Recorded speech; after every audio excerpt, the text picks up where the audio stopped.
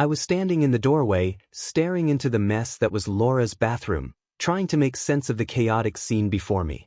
Her body lay crumpled on the floor, the pale light of the early morning casting long shadows across the room. Her hair, a tangled mass of dark waves, spread out across the tiles like some kind of sickening halo.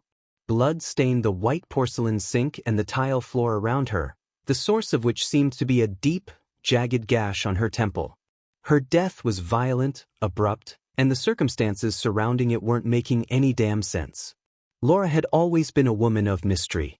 She had a way of drawing people in, of making them believe that they were the most important person in her life, and for a while, each one of us, me, David, and Greg, had been fooled. But I'd seen through it eventually. The lies were just too big, the contradictions too glaring. Laura wasn't just seeing us three, she was using us. Each of us played a part, and each of us was a fool in her eyes.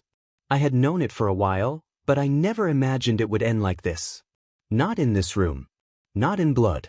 I was still trying to process everything when the police arrived, their sirens a stark contrast to the eerily quiet apartment. They swarmed into the place, uniforms flashing in every corner as they secured the scene. I was still in the doorway when Detective Harris approached me. She was in her mid-30s, tough as nails, but there was something in her eyes that suggested she'd seen too much of the world's ugliness to believe in any kind of justice. She took one look at me and frowned, her gaze flicking between me and the body. "Who found her?" she asked, her voice rough but controlled. I shook my head. "I did. I came by to check on her." She wasn't answering my calls, and I was worried. She didn't seem convinced, but she didn't press the issue. Instead, she crouched down beside Laura's body, examining the scene with a practiced eye. The broken perfume bottles scattered across the floor caught her attention first. There were at least 4, each one smashed into tiny pieces, their contents soaking into the carpet and tiles. The scent of jasmine and vanilla mixed with the sharp, metallic tang of blood, a nauseating cocktail that seemed to cling to the air. She muttered something under her breath, but I didn't catch it. "The wine," Harris noted, pointing toward the unfinished cup on the counter. It was a delicate porcelain cup, half full with what looked like red wine. It hadn't spilled, which struck me as odd considering the mess everywhere else. It was almost as if it had been left there intentionally. "Who else was here?" she asked, her voice tightening. I swallowed hard. I don't know. I wasn't the only one who was close to her. She didn't ask any more questions immediately, just gestured for me to step back as the other officers moved in. I did, but my mind was racing. The puzzle pieces were starting to click into place, but something wasn't right. Laura's death didn't feel like an accident. It didn't feel like a simple fall or some kind of self-inflicted injury. The force of the blow to her head, it couldn't have been just a slip. No, someone had done this. I tried to focus on the facts as they unfolded around me. Laura had been in a relationship with 3 men, and each one of us played a different role in her life. I was the one she confided in, the one she'd known the longest. We'd shared years of friendship before things had turned complicated, but in the end, I thought I knew her best. At least, that's what I wanted to believe. David, on the other hand, was the one who provided the stability. He was the calm presence, the reliable one who had always been there for her, offering support and care. Then there was Greg, the one who brought out her wild side, the thrill-seeker who lived life on the edge. Laura had always been torn between the 3 of us, and while she managed to keep us all in the dark about each other, we'd all suspected something. But none of us knew just how far things had gone. Detective Harris was now questioning David in the living room. He looked disheveled, his face pale, his eyes red-rimmed as though he hadn't slept in days. He was wearing a wrinkled button-down shirt, and his hands trembled slightly as he spoke to the detective. I could tell he was trying to stay calm, but it was clear that the sight of Laura's body had shaken him. He'd been one of the last to see her alive, and his guilt was written all over his face. He wasn't responsible for her death, at least I didn't think he was, but I could sense the tension in the air, the way he was avoiding eye contact, the way his voice wavered when he spoke about their last conversation. I didn't hear much of the conversation, but I could see the frustration building on Detective Harris's face. She was asking questions, but it was clear that David wasn't giving her the answers she needed. His emotions were running too high for him to think clearly, and it was making things worse. It wasn't hard to tell he was holding something back, but I wasn't sure what it was. He kept glancing at the bathroom, his gaze lingering on the door, almost as if he were waiting for something to happen. When he finally left, I went to check on Greg. He'd been missing all morning, which wasn't unusual for him, but with everything that had happened, I couldn't help but feel uneasy. Greg had always been the unpredictable one, the one who could vanish for days without a word, but he'd always come back when Laura needed him. I had no idea where he was now, but I knew it wouldn't be long before he resurfaced. It was hours before I finally got a call from him. He was at the bar down the street as usual, his voice slurred and distant over the phone. "I didn't mean for this to happen, man," Greg said, his voice sounding hollow, as though he were a million miles away. "What do you mean?" I asked, already knowing what was coming. "I didn't mean for her to die, but she had to know. She had to know what she was doing to us." I felt my heart skip a beat. "What are you talking about, Greg? She was playing us all, man. You think I didn't know? I loved her, but she wasn't just mine. She was everyone's." I ran my hand over my face. This was getting too real. "Where are you? Are you coming back here?" I can't deal with this anymore. You figure it out. But remember what I said. She knew what she was doing." The line went dead before I could say anything else. Greg didn't come back. He disappeared into the night, just like he always did when things got too complicated. And as the hours ticked by, I couldn't shake the feeling that something was seriously wrong with the whole situation. It wasn't just a murder. It was a betrayal, one that none of us were prepared for. The police worked for hours, gathering evidence and questioning everyone who had any connection to Laura. The wine, the broken bottles, the blood on the floor, it all pointed to a violent struggle. But who had done it? And what? Detective Harris seemed to be getting closer to the truth, but the more she dug, the more tangled the web became. Laura had managed to hide her relationships with us so well, but in the end, it all came crashing down. Someone had cracked, someone had snapped, and now Laura was dead. And all we were left with were questions. The photo on the wall caught my eye as I walked back into the apartment after speaking with Detective Harris. It was an old black and white picture, faded and curling at the edges, showing a group of people gathered in front of the wall. The man at the center stood out. He was tall, with sharp features and a serious expression, dressed in a military-style coat, his posture rigid. Beside him, there was a professor, someone I vaguely recognized, and a woman I assumed was his wife, along with a few others I didn't recognize. They all looked so out of place, standing there like they belonged to a different era. The picture had been taken years ago, possibly decades, but what caught my attention wasn't just the people in it. It was the man. He used to visit the wall often, or at least, that's what I had heard.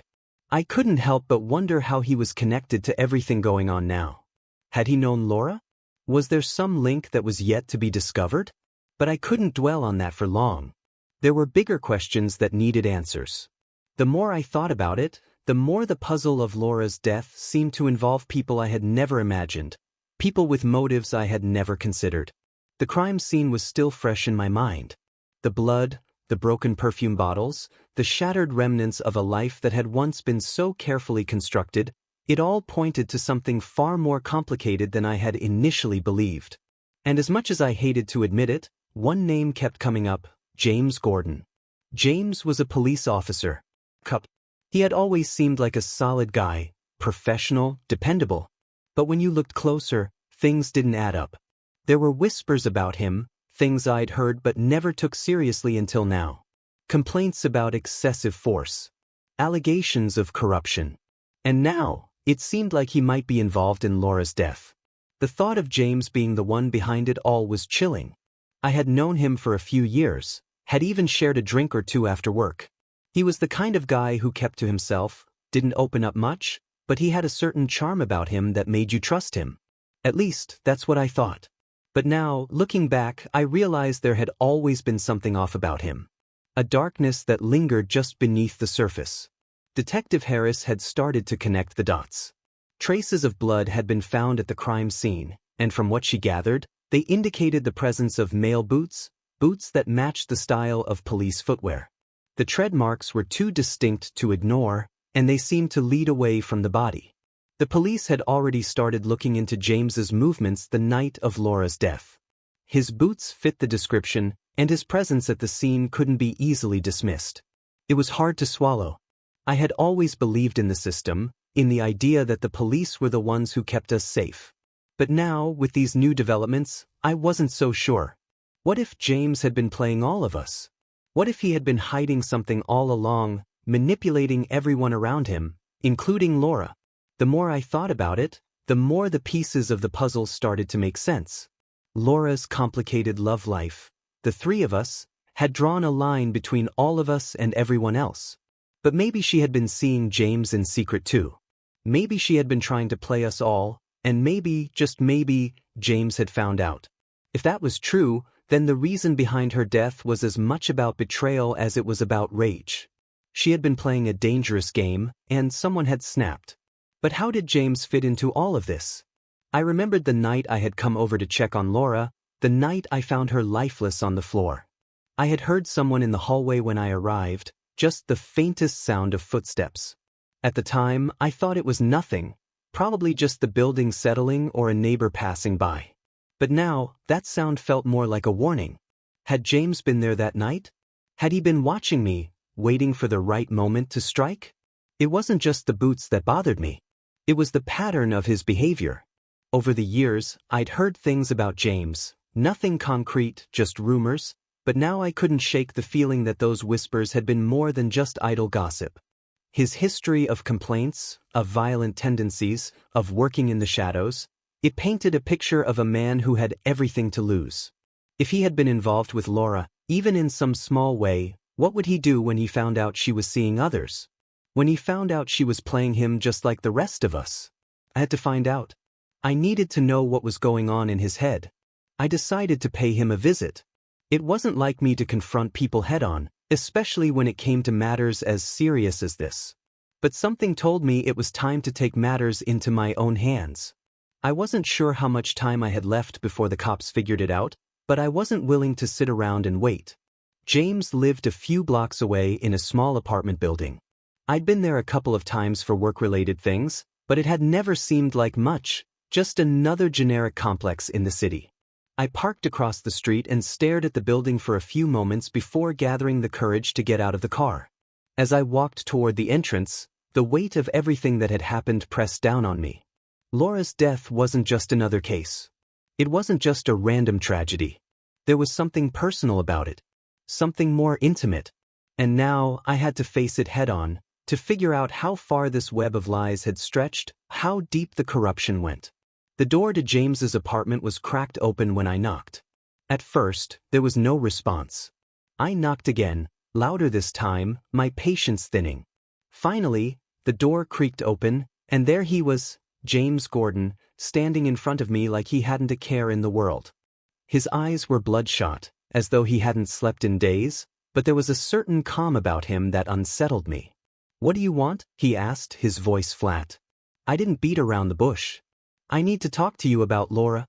The moment her name left my mouth, his expression shifted, just slightly, but enough for me to notice. There was a flicker of something in his eyes, maybe guilt, maybe fear. I couldn't tell. But it was enough to confirm what I had already suspected. He knew more than he was letting on. "I don't know what you're talking about," James said, but the way his hand clenched into a fist betrayed him. It wasn't the first time I'd seen that reaction in someone who was hiding something. People always thought they could hide their feelings, but their bodies didn't lie. I didn't back down. The blood at the scene. The boots. "You were there, weren't you, James? You were the one who came into that apartment and did this." He stood there for a moment, silent. Then, with a slow exhale, he stepped aside and let me in.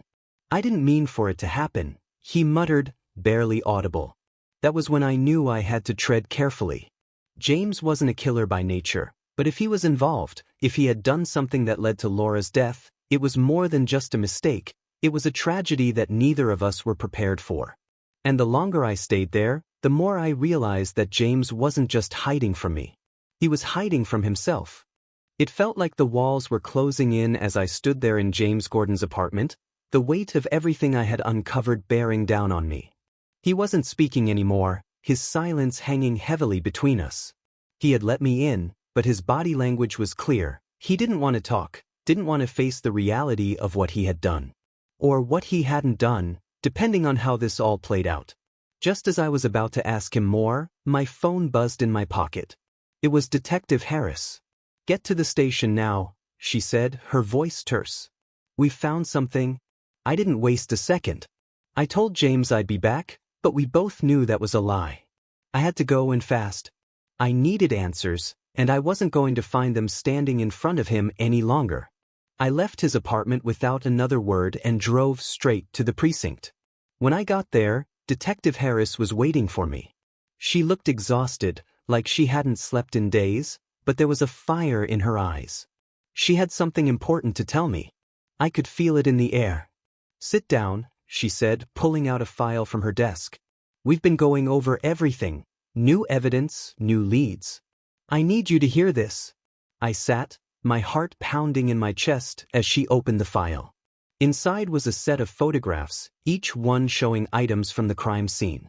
Some of them I recognized, the perfume bottles, the wine cup, but there were others I hadn't seen before. A spanner, a pair of scissors, a small knife, all of them stained with blood.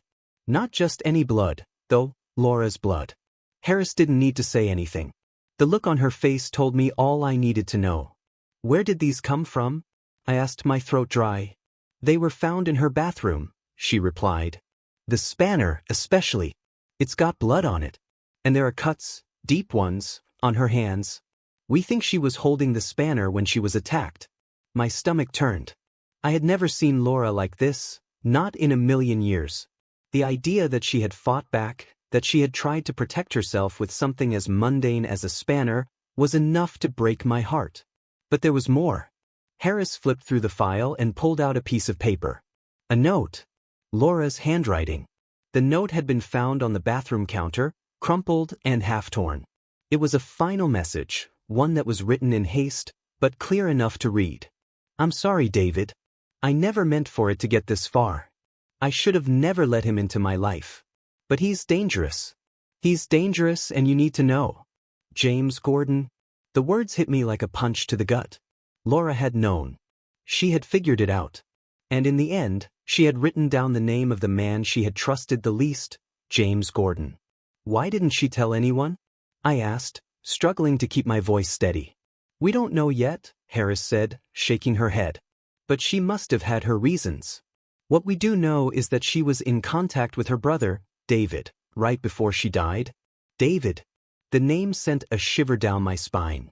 I had been trying to avoid thinking about him for days, trying to focus on the more obvious leads. But now, it seemed like David was somehow tied to all of this.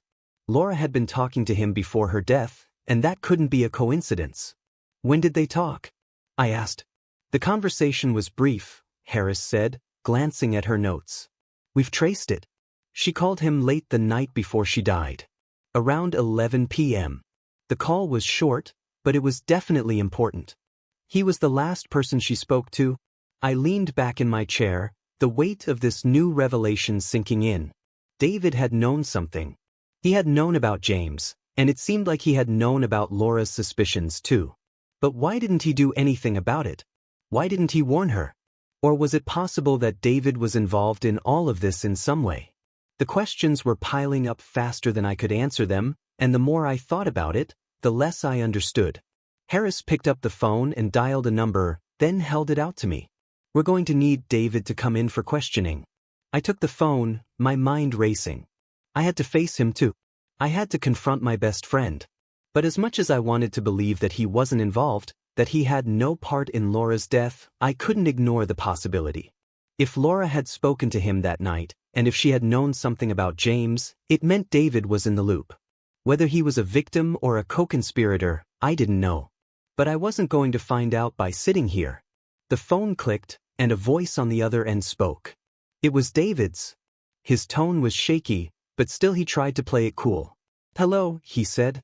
"David, it's me," I said, trying to keep my voice even. "I need to talk to you. I need you to come down to the station."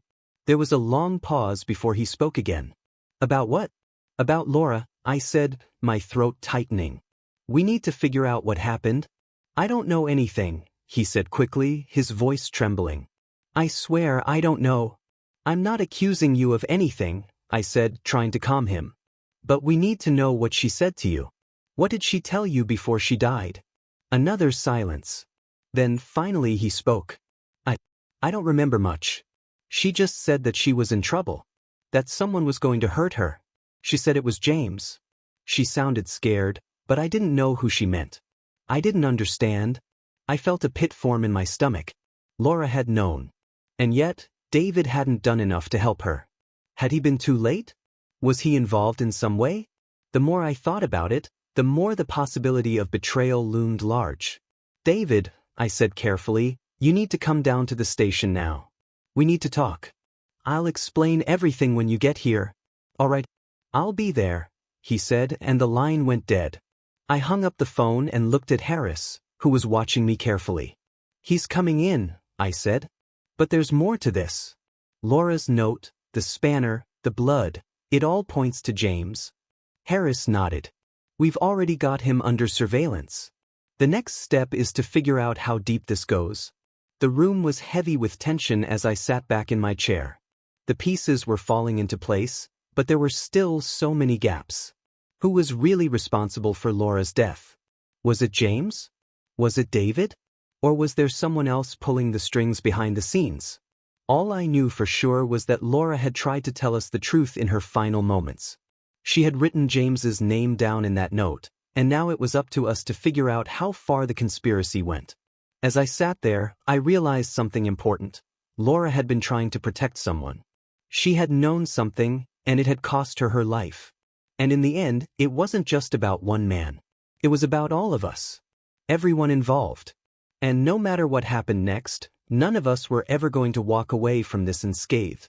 I sat across from James Gordon, feeling the tension between us thick in the air. He had finally agreed to come in for questioning after his earlier evasive behavior, but I had no illusions that he was ready to open up. He was a man who wore his secrets like armor. Yet, after everything that had come to light, I knew this conversation was going to be different. James was quiet, staring at the table in front of him. His hands were clasped tightly, knuckles white, as if he were holding himself together by sheer will. There was an unease to him now that I hadn't seen before. He was no longer the confident, self-assured cop I had once known. There was a vulnerability in his eyes, a crack in the wall he had carefully constructed around himself. And I could tell he knew the walls were closing in. Harris had left us alone in the interrogation room. It was just the two of us now, and I wasn't going to waste any more time. I knew what I had to do. James, I began, my voice steady but sharp, we both know how this is going to end. You don't have to keep playing games. We've got the blood, the note, the evidence linking you to Laura's death. But there's something more I need to understand. Why did it have to go this far? He shifted uncomfortably, his jaw clenched tight, but he didn't look at me. He kept his eyes trained on the table, as if the surface could somehow offer him an escape from what he knew he had to admit. I didn't mean for it to happen, he said, his voice hoarse. It wasn't supposed to go this way. His words hung in the air for a moment, and I could hear the crack in his voice, the guilt that was starting to leak through. But it wasn't enough. I needed more. You can't hide behind that, James. What happened? You and Laura, you had a relationship, didn't you? I pressed. He finally looked up at me then, and I could see the conflict in his eyes. There was a storm brewing inside him, a mixture of anger and sorrow, but also something deeper. Something darker. Yeah, he muttered, his voice barely above a whisper. We had a relationship. But it wasn't, not like you think. He paused, taking a deep breath before continuing. It was complicated. I raised an eyebrow, waiting for him to elaborate. Complicated how? I asked, my tone clipped, trying to keep him talking. His eyes flicked to the door, then back to me, as if he were searching for an escape. But there was no escape now. He was trapped by his own words, and it was time to face the truth. It was complicated because of who she was, he said, the words coming out slow, like he was testing them before committing to the confession. She wasn't supposed to be with you. With anyone like you. My heart skipped a beat. I knew what he meant, but I had to hear him say it. What do you mean by that? I asked, my voice low. He looked away again, his hands shaking slightly, but he didn't back down. Her being with a white man, it was never something I could accept, he said, his voice laced with bitterness. You don't understand. It wasn't just about love. It was about her betraying who she was. Betraying her roots. Her culture. I couldn't stand it. I sat there, stunned. The man I had once thought of as a friend, someone I'd worked alongside for years, was admitting to something I had never imagined. He was admitting to being blinded by something much deeper than simple jealousy. It was hate. A visceral, poisonous hate rooted in something that had nothing to do with Laura as a person, and everything to do with the color of her skin. She didn't betray anyone, James, I said, trying to keep my voice steady. She loved you. But she also loved who she loved. That's not betrayal. That's life. James's eyes narrowed, and for the first time in our conversation, he leaned forward. His hands gripped the edge of the table, his knuckles cracking under the pressure. No, you don't get it, he snapped, his voice rising. It wasn't just about love. It was about something bigger. It was about who she was supposed to be, who she should have been. She was my sister. My blood. And I couldn't watch her destroy herself like that. His words hung in the air, heavy with meaning, and I felt the weight of the silence between us. I took a deep breath, trying to process everything he had said. Who are you talking about, James? I asked, the words coming out carefully. Who are you really talking about? He seemed to deflate at that, his shoulders sagging with exhaustion. I'm talking about my sister, he said quietly, almost as if he were speaking to himself. I'm talking about Laura. The revelation hit me like a punch to the gut. I had known there was something about James that didn't sit right, but hearing him say it out loud, admitting to something so twisted, was almost too much to process. It felt like a betrayal of everything I had ever believed in. This wasn't about a man killing out of jealousy.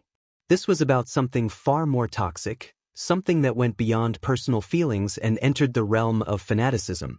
You killed her, I said, the words coming out with a chill. You killed her because of what she felt for me. James didn't answer right away. He looked at the floor, his jaw working as if he were fighting against the truth. But I could see it in his eyes, the guilt and the horror that he could no longer deny. I didn't want to, he said, his voice breaking. I didn't want to hurt her, but she was making a mistake. I had to save her from herself. She didn't understand what she was doing to herself, to our family, to everything we were.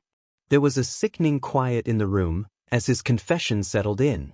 It felt like I had been hit by a wave of cold reality. James hadn't just killed Laura because of love or rage. He had killed her because he believed that by doing so, he could purify her. He thought that by taking her life, he was somehow saving her soul from what he saw as a sin. And in his mind, there was no other way to save her. You really thought you were saving her? I asked, my voice barely above a whisper. I had to, he whispered, almost pleading with me to understand. She didn't see it. She didn't see that her relationship with you, with any white man, it was destroying her. It was tearing her apart. I did it for her. I had to. It was almost too much to bear. The idea that James had taken his sister's life because he thought it would somehow purify her was grotesque, a warped justification for murder. But it wasn't just his love for Laura that had twisted into something dark, it was his hate for everything she represented. And then, like a final piece clicking into place, I thought of David. David, Laura's brother. The man who had called her the night before she died. The man who had been so desperate to protect her. He had believed the same thing. That her relationship with me had somehow tainted her, that by loving a white man, she had dishonored everything they were, everything he believed in. David had gone even further than James. He had taken it upon himself to purify her in the only way he knew how. The realization hit me with a sickening clarity. David had killed Laura, too. He had killed her for the same twisted reasons, for the same warped sense of justice. The idea that her soul needed to be saved, to be freed from the contamination of her love for me. It wasn't just James who had blood on his hands. David had too.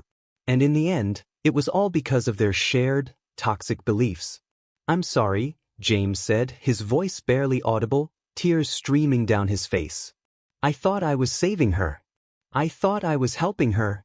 But it was too late for apologies. The damage had already been done. And in the end, it was all just too much hate, too much guilt, too much belief in their own twisted version of righteousness. And now, there was no way to undo it. I sat in the sterile interrogation room, my hands resting on the table as I tried to process the weight of what had just unfolded. The confession from James Gordon, followed by David's, had sent shockwaves through my entire world. The truth had been exposed, raw and unrelenting, and yet the more I heard, the more the pieces of this twisted puzzle began to fit together in ways I couldn't have imagined. James was still sitting across from me, his face drained of color. His earlier bravado, the confident cop I once knew, was gone. Now, he was a broken man, trapped in a web of his own making. He had confessed to Laura's death, his sickening belief that killing her would somehow purify her, an act he justified by his skewed, racist worldview. But there was more to it, and as I sat across from him, I realized just how deep this all went. David, on the other hand, was no longer the friend I'd known. His face, too, had changed over the past few hours, revealing a man who was trying to come to terms with the enormity of his actions. He had confessed to murdering his sister, Laura. The reason? The same twisted justification that had led to James's involvement in her death. A belief that she needed to be saved, that her love for a white man was somehow a betrayal of her family, her blood. But as much as David had tried to explain it, the truth was simpler than any justification he could offer. He had killed his sister because he couldn't accept her, couldn't stand seeing her defy the toxic beliefs that had been instilled in him by his family. I looked at the two of them. James, the man who had once served as a protector, now reduced to a monster in my eyes, and David, the brother who had crossed a line he could never come back from. They were both guilty. But there was more to their confessions than just their crimes. They weren't just acting on their own twisted impulses. Their actions had been shaped by a much darker history, one that had been passed down through generations, a history that tied their families together in ways none of us had known until now. I called Detective Harris into the room. She entered quickly, looking exhausted but determined. She had been with me throughout this investigation, and it was clear she understood the gravity of what was coming. We needed to get all the information on the table, especially about David's family. It seemed like there was something more, something that had been buried beneath the surface of this case. "Detective," I said, turning to Harris, "we need to talk about the history between David's family and James's. There's something here we're missing." Harris nodded, pulling up a file on her tablet. "I've already started pulling records. We've uncovered something that might explain everything. It's going to make your skin crawl." I raised an eyebrow, leaning in closer. "What do you mean?" Harris tapped a few times on her tablet, pulling up an old newspaper article. The headline sent a chill down my spine. "Local man brutally beaten by officers in alleged hate crime." Below the headline was a picture of a woman, battered and bruised, lying in a hospital bed. It was David's mother. "What the hell is this?" I muttered, leaning forward in disbelief. "This is about David's mother," Harris explained, her voice measured. "This happened years ago. Her name was Teresa Westbrook, and she was assaulted by several men, one of whom was James Gordon's father, Roger Gordon." I felt the blood drain from my face. My mind was spinning, trying to process what I was hearing. James's father, Roger Gordon, had been involved in the brutal beating of David's mother? The connection was right in front of me, hidden in plain sight. "Roger Gordon was one of the officers who assaulted Teresa," Harris continued. "He was charged, but the case was dropped after a few weeks. The system swept it under the rug. But it left deep scars. David's family never really recovered from what happened. Teresa especially. She raised David in an environment where hate was ingrained, where racism was not just a part of life but something to be fought against." I sat back in my chair, the weight of the revelation sinking in. The cycle of violence, hatred, and racism that had been passed down from one generation to the next was more than just a coincidence. David had grown up in a world where his mother's pain had shaped him, where his father had been a victim of an act of violence that had been driven by the same racial hatred that had consumed James Gordon.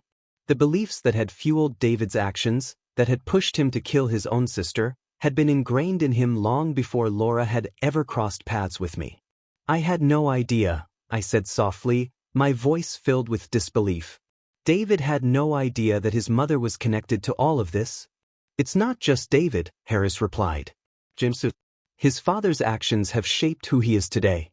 James grew up in an environment where he was taught to hate, where he learned to believe that people like Laura, people like you, were beneath him. This isn't just about him and Laura. It's about two families caught in a web of hate that's been building for years. I ran a hand through my hair, trying to make sense of it all. The pain and anger that David had carried, the same rage that had led him to murder his own sister, was not just his. It was the product of years of racial animosity, of resentment that had been passed down through his family and through James's.